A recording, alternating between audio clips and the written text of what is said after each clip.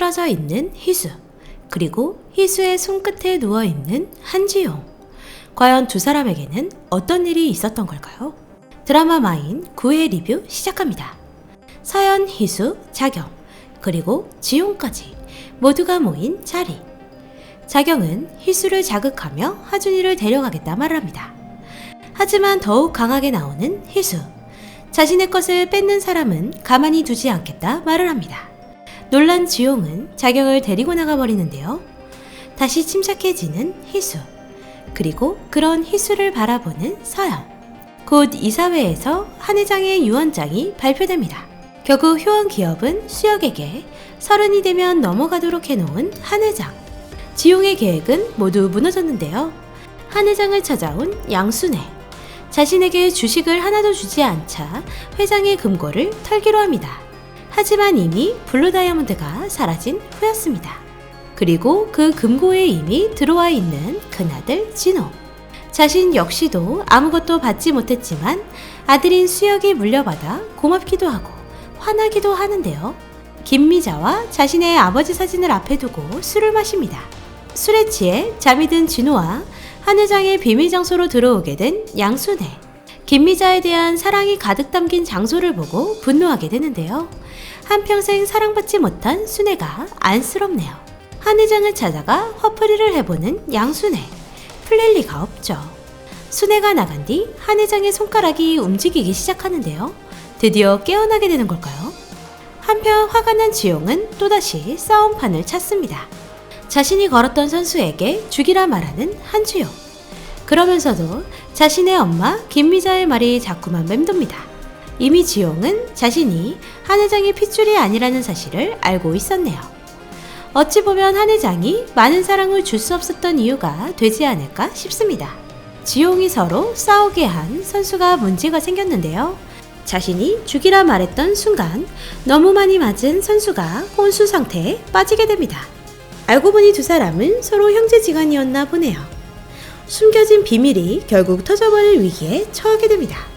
그리고 서연에게 지용이 꾸민 일들을 듣게 되는 자경.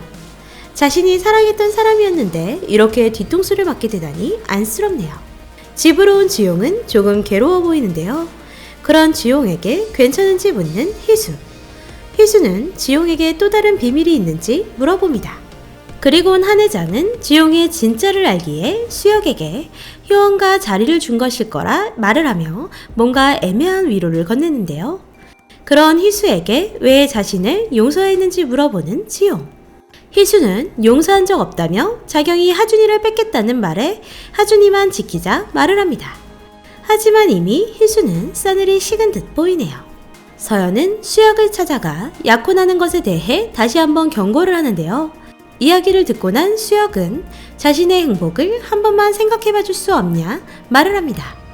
안쓰러운데요. 많이 외로워 보이네요. 한편 희수는 대본을 읽고 있습니다.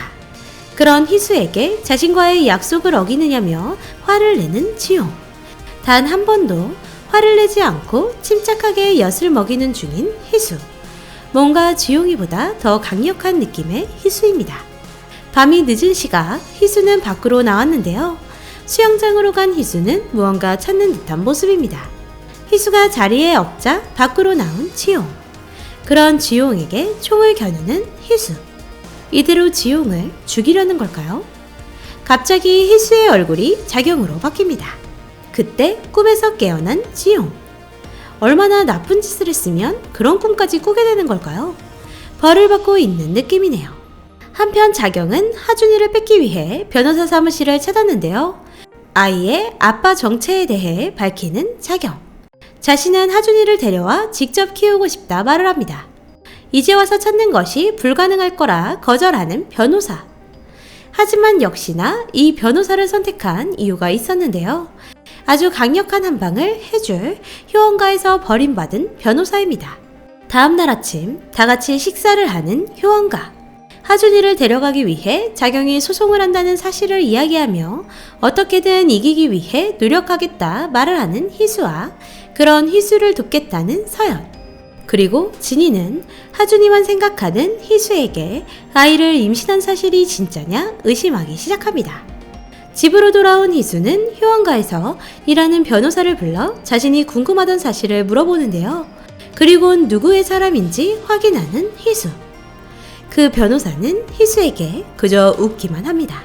그날 저녁 서연을 찾아간 변호사. 변호사는 서연의 사람이었네요. 서연은 변호사에게 한지용의 모든 것을 듣고 있었습니다. 효원가의 회장 자리에 오르려는 야망을 들은 서연이 일부러 이 사진 앞에서 한 회장의 유언장을 공개해버린 것입니다. 한편 한지용은 자경에게 소장을 받게 되는데요. 희수는 지용에게 자신이 변호사를 선임하겠다 말을 합니다. 그런 희수가 의심스러운 지용은 믿어도 되냐 묻고 당연히 믿어야 한다 말을 하는 희수. 자신의 방으로 돌아온 희수는 어딘가 괴로워 보이는데요. 무슨 이유에서일까요? 아마도 저 산소호흡기를 PPL하기 위함처럼 보이네요. 유연은 다음날 오프를 내고 그 소식을 들은 서연은 성태에게 미행을 시키게 됩니다. 역시나 유연은 금지된 사랑 중에 있었네요. 수혁과의 데이트를 즐기고 있는 유연. 너무 위험한 시작인 듯 싶은데요. 수혁이보다는 유연이 위험해지겠네요. 한편 서연은 한 그림을 보고 마음에 들어 작업실을 찾고자 합니다. 자신이 직접 작가를 만나기 위해 작업실을 찾은 서연.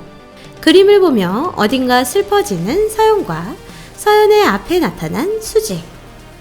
수지는 서연을 만나기 위해 이름까지 지우고 그림을 보낸 것이었습니다. 자신을 찾은 수지에게 또다시 거절의 말을 건네는 서연. 그나저나 김서영 배우님 자칫 오글거릴 수 있는 대사를 너무 찰떡같이 멋지게 소화하시네요. 그리고 그 시각 갑자기 눈을 뜨게 된 한 회장. 이렇게 깨어나는 걸까요? 같은 시각 한지용의 싸움판 파트너는 결국 사망하게 되는데요. 정말 터질 일만 남았네요. 또 다른 장소에는 방에 도착한 자경이 나옵니다. 하지만 불이 켜지지 않는데요. 그곳에 몰래 숨어 들어온 한지용을 만나게 됩니다. 자신의 주변이 엉망이 되어가는 지용은 화가 나 자경을 찾아가 목을 졸라 죽이려 하는데요. 그때 그곳을 찾아온 희수. 과연 희수는 어떤 이유에서 자경을 찾은 걸까요? 지난주 예상대로 희수와 자경이 일부러 함께 큰 그림을 그린 걸까요? 그 변호사 역시도 자경에게 희수가 소개해준 것은 아닐까 의심이 되네요. 아무런 인기척 없는 자경의 안부가 걱정되는 희수는 지용에게 멈추라 말을 합니다. 문도 안 열려 있는데 지용이 자경을 공격한 것을 희수는 어떻게 알았을까요? 역시 육감 백단 언니. 소리를 듣고 놀라는 지용. 와, 오늘 구화 정말 휘몰아치는데요. 결국 첫 회에 공개되었던 죽은 사람의 정체가 오늘 밝혀졌습니다. 바로 한지용. 자신의 한없이 높은 욕심을 채우려던 지용은 누구의 손에 결국 죽게 되는 걸까요? 함께 쓰러진 희수를 봤을 땐 작용해지실 것 같은데요. 어떤 사유로 그 상황까지 가게 된 것인지 내일이 더 기대가 되네요.